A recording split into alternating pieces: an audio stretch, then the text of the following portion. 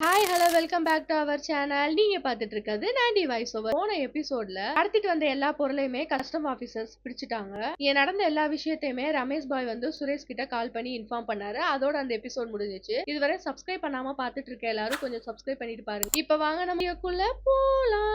அர்ஜுன் வந்து வேகமா ஓடி வராரு. எங்கடா வராருன்னு பார்த்தா பிரியாவோட ஃபிளைட் லேண்ட் ஆயிருச்சு. அவளை பாக்குறதுக்காக தான் ஓடி வந்து ரெண்டு பேரும் கட்டி பிடிச்சிக்கிறாங்க.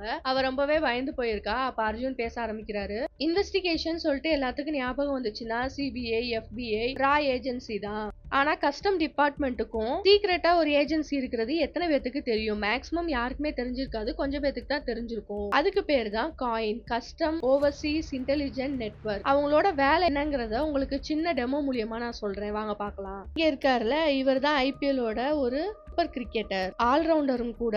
இவர் அவரோட வெக்கேஷனை கொண்டாடுறதுக்கு ரோம்க்கு போயிருக்காரு. சுத்தி பாக்குறதுக்கு மட்டும் இல்ல, இவர் கொஞ்சம் ஷாப்பிங் கூட பண்ணிருக்காரு. கொஞ்சம்னு சொல்றான், பார்த்தா ரூம் ஃபுல்லா ஷாப்பிங் பண்ண பேக்ஸ் மட்டும் தான் இருக்கு. கிட்டத்தட்ட ஒரு 10-15 கோடிக்கு ஷாப்பிங் மட்டுமே இவர் பண்ணிருக்காரு. இட்டாலியில இருந்து வாங்கிட்டு போற எல்லா பொருட்களுக்குமே வேட்னு சொல்லிட்டு ஒரு ரீஃபண்ட் வந்து வாங்கிக்க முடியும். ஆக்சுவலி சொல்ல போனா ஒரு ஜிஎஸ்டி மாதிரி. இட்டாலியில நம்ம கிரிக்கெட்டர் ஒரு வாட்சையே 2 கோடி ரூபாய்க்கு வாங்கியிருக்காரு. இது வரைக்கும் கிரிக்கெட்டர் ஷாப்பிங் பண்ண எல்லாமே 10 கோடியில இருந்து 12 கோடி வரைக்கும் இருக்கும். அதுக்கு வேட் ரீஃபண்டர் மட்டும் பார்த்தோம்னா 2.5 கோடியில இருந்து 3.5 கோடி வரைக்கும் இருக்கும். எல்லாத்தையும் பண்ணிட்டு ரொம்ப சந்தோஷமா அங்க இருந்து கிளம்பிட்டாரு. அங்க இருந்து தான் கதை ஆரம்பிக்குது. அவர் அங்க இருந்து கிளம்பிட்டாரு. அதுக்கப்புறம் தான் நம்மளோட காயின் வந்து வேலை பார்க்க ஆரம்பிக்கிறாங்க. அவங்க என்ன பண்ணுவாங்கன்னா, ஃபாரின்ல பர்ச்சேஸ் பண்ற வேட்டுங்கிற அந்த டாக்ஸ் கட்டுறத ரொம்ப துல்லியமா கவனிப்பாங்க.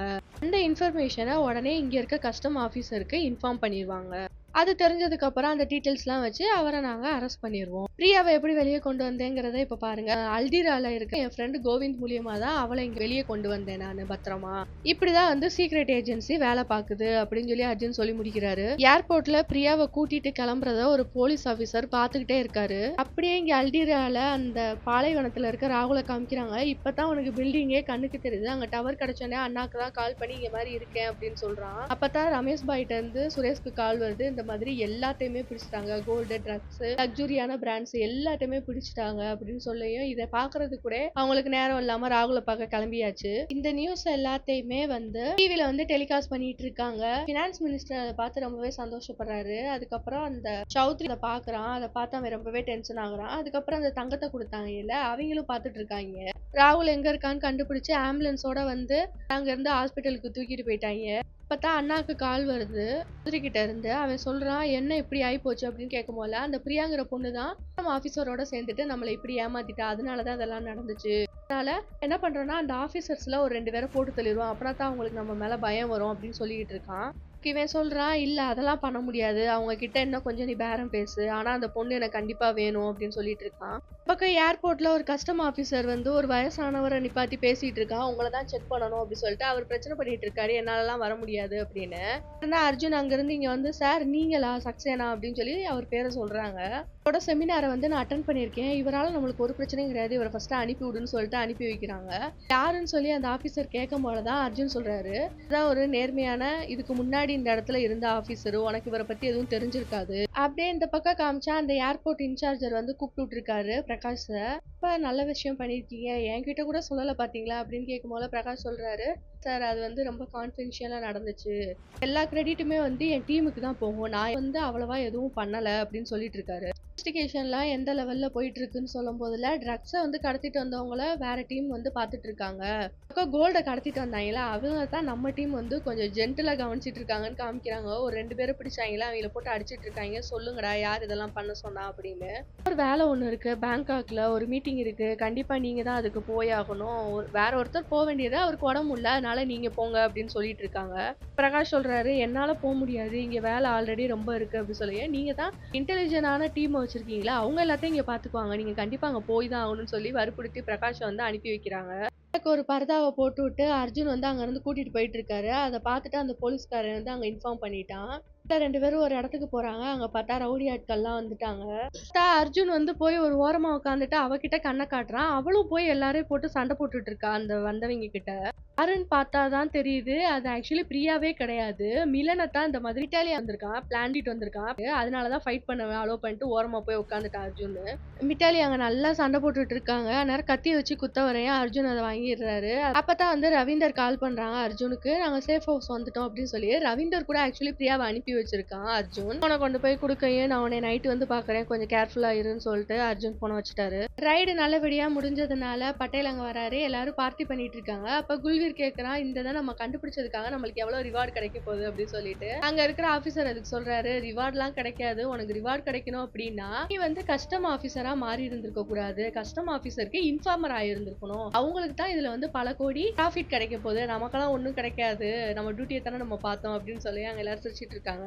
அர்ஜுனும் ரவீந்தரும் தனியா பேசிட்டு இருக்காங்க. நானும் உன்னோட ரிப்போர்ட் எல்லாத்தையும் பார்த்தேன். 3 லக்ஸரியான வாட்ச் வந்து நீ சீஸ் பண்ணிருக்க. அப்ப உனக்கும் வந்து இன்ஃபார்மர்ஸ் கூட இருக்காங்க போல. இத்தனை நாள் சொன்னதே இல்ல, உன் இன்ஃபார்மர் யாரு அப்படின்னு சொல்லி கேக்குறான் அர்ஜுன். அதுக்கு உடனே வந்துட்டு இவ்வளவு நாள் நீயும் உன்னோட இன்ஃபார்மரை மறைச்சுதானே வச்சிருந்த, அதுக்கு டைம் வரும்போது சொல்றேன் அப்படின்னு சொல்லிட்டு அர்ஜுன் அங்க வந்து கிளம்பிட்டாரு. பிரியாவை பாக்குறதுக்காண்டி அந்த சேஃப் ஹவுஸ்க்கு வந்து 2 பேரும் பார்த்து பேசிக்கிறாங்க. ரொம்ப பயந்து போயிட்டியா அப்படின்னு கேட்க, இல்ல நீங்க இருக்கும் போல நான் எதுக்கு பயந்து போறேன். அப்புறம் பேங்காக் ஏர்போர்ட்ல காமிச்சா பிரகாஷ் வந்து போயிட்டாரு பேங்காக்கு. இந்த பக்கம் மும்பை ஏர்போர்ட்ல காமிச்சா இன்னும் அந்த கோல்டை கடத்திட்டு வந்த 2 பேருக்கும் வந்து ட்ரீட்மெண்ட் போயிட்டே இருக்கு. அடிச்சிட்டு இருக்காங்க. அந்நேரம் அர்ஜுன் அவங்க எல்லாரும் வந்துட்டு நீங்க இன்னும் பதில் சொல்லல அப்படின்னா இந்த மாதிரி அடி வாங்கிட்டே இருக்க வேண்டியதான். என்ன 2 நாளைக்கு கோர்ட்டு கூட லீவு, உன்னால எந்த ஒரு லாயருமே பார்க்க முடியாதுன்னு சொல்லியும் 2 பேர்ல ஒருத்தன் வந்து கொஞ்சம் பயந்து போயிடுறான். அப்ப வந்து போனை கொடுத்து இவங்க எல்லாம் வீடியோ எடு, அவங்க ஏரியால இருக்க எல்லாத்துக்குமே போட்டு காமிக்கலாம், நல்லா இருக்கும்ல அப்படின்னு சொல்லிட்டு இருக்கான். இந்த மாதிரி சொல்லையே அதுல இருக்க ஒருத்தன் பயந்து போயிடுறான். நான் எல்லாத்தையுமே சொல்லிடுறேன், இத்தனை நாள் வாழ்ந்த என்னோட இடத்துல நான் மான மரியாதையை இழக்கிறதுக்கு விரும்பல அப்படின்னு சொல்லிட்டு அப்பதான் அவன் சொல்ல ஆரம்பிக்கிறான். இந்த மாதிரி சௌத்ரி சாரோட பொருள் எது வந்தாலும் சரி நாங்க ஏர்போர்ட்ல இருந்து கலெக்ட் பண்ணி கொண்டு போய் ரமேஷ் பாய்ங்கிற ஒருத்தர்கிட்ட தான் கொடுப்போம். அதுதான் எங்களோட வேலை. பாஸ் நம்பர் 2ன்னு சொல்லி என்னோட மொபைல்ல ஒரு போன் நம்பர் இருக்கும், அதுல பேசி பாருங்க அப்படின்னு சொல்லி நம்பரையும் கொடுக்குறான். அப்ப பாஸ் நம்பர் 1 யாரான்னு கேட்டான். என் ஒய்ஃப் தான் சொல்லி சிரிச்சுட்டு போறாங்க. சரி ஓகே, அந்த ரமேஷ் பாயை அரெஸ்ட் பண்றதுக்கு எல்லா ப்ரொசீஜரையும் ஆரம்பிங்கன்னு சொல்லி ஒரு ஆளை அனுப்பி வைக்கிறாங்க. இங்க பேங்காக்ல இருக்க பிரகாஷ்க்கு வந்து கால் வருது. ஏர்போர்ட் இன்சார்ஜ்ல இருந்து உங்களை பாக்குறதுக்காக ஒருத்தவங்க மொட்டை மாடில வெயிட் பண்ணிட்டு இருக்காங்க, அங்க போய் பாருங்க அப்படின்னு சொல்லி அனுப்பி வைக்கிறாங்க. அதே சமயத்துல அர்ஜுனும் கால் பண்ணி இந்த மாதிரி ரமேஷ் பாய் தான் வந்து டைரக்டா படா சௌத்ரி கிட்ட பேசிக்கிட்டு இருக்கான், அவனை அரெஸ்ட் பண்றதுக்காக நாங்க போய்கிட்டு இருக்கோம் அப்படி. அப்புறம் அர்ஜுனோட டீம் எல்லாரும் சேர்ந்து ரமேஷ் பாய் அரெஸ்ட் பண்றதுக்காக போயிட்டு இருக்காங்க. இந்த பக்கம் அந்த கோல்ட கடத்தினாங்களே 2 பேரு, அவங்க கிட்ட ஒரு போலீஸ்காரர் வந்து போன் கொடுக்குறாரு. அவனும் யாருக்கிட்டயோ பேசிட்டு இருக்கான். ஏனே இவ்வளவு கோவமா இருக்கீங்க அப்படின்னு சொல்லி அவன் பேசிட்டே இருக்கான். டக்குன்னு அவனை செவத்துல வச்சு அடிச்சு அங்கேயே கொண்டுறான். இத பண்ணதே வந்து கஸ்டம் ஆபீசர் தான் அப்படின்னு சொல்லிட்டு பிளேட்டையே மாத்திட்டாங்க. அப்பதான் வந்து அப்படியே பிரகாஷ காமிக்கிறாங்க. இன்சார்ஜ் கிட்ட கால் வருது, எதுக்கு சார் இப்படி பண்ணீங்க, நான் உங்க மேல எவ்வளவு நம்பிக்கை வச்சிருந்தேன், போய் அவங்கிட்ட போய் என்னை பேசுறதுக்காக அனுப்பி வச்சிருக்கீங்களே, நான் உங்ககிட்ட இருந்து இதை எதிர்பார்க்கவே இல்ல. ஓகே, இப்போ உங்களுக்கு சின்ன வயசு தான் ஆகுது, அவர் என்னதான் சொன்னாருங்கிறத கேக்குறாரு. நீங்க இந்த மாதிரி உங்க ஆபீசருக்கு வேலை பாக்குறதுக்கு பதிலா எனக்கு வேலை பார்க்கலாம்ல, பாத்தீங்க அப்படின்னா உங்க சம்பளத்தை விட எவ்வளவோ நம்மளுக்கு அதிகமா காசு கிடைக்குமே, எதுக்காக இவ்வளவு நேர்மையா இருக்கீங்கன்னு சொல்லிட்டு பேரம் பேசிட்டு இருக்காங்க. இதை வந்து இன்னொரு விதமாவும் நான் டீல் பண்ணிருக்கலாம், பண்ண கூட சொல்லி இருந்திருக்கலாம், நான் ஏன் இன்னும் பேசுறேங்கிறத புரிஞ்சுக்கோங்க அப்படின்னு சொல்றாங்க. இதெல்லாம் எனக்கு சரிப்பட்டு வராது அப்படி சொல்லிட்டு பிரகாஷ் அங்க இருந்து கிளம்பிட்டாருங்கிற மாதிரி சொல்லிட்டு இருக்காரு. அவன் வந்து எலும்பு தொண்டை கூப்பிட்டு என்னை வந்து விலைக்கு வாங்க பாக்குறான், இதெல்லாம் எனக்கு சுத்தமா பிடிக்காது, இன்னொருக்கு அந்த மாதிரி பண்ணாதீங்க அப்படி சொல்லி இன்சார்ஜ் திட்டிட்டு போன வச்சிடறான். இந்த பக்கம் அப்படியே ரமேஷ் பாயை வந்து அரெஸ்ட் பண்றதுக்காக எல்லா ஆபீசரும் வீட்டுக்கு வந்துட்டாங்க. போய் வீடு ஃபுல்லா தேடிட்டு இருக்காங்க. ஆனா அவன் எங்க இருக்கானே தெரியவே இல்ல. இங்க ஒண்ணுமே இல்ல அப்படி சொல்லிட்டு வெளியே போய் தேடலாம்னு சொல்லிட்டு எல்லாரும் போறாங்க. ஆனா அந்த குல்வீருக்கு மட்டும் யாரும் இங்கிட்டு பாஸ் ஆகுற மாதிரி தெரியுது.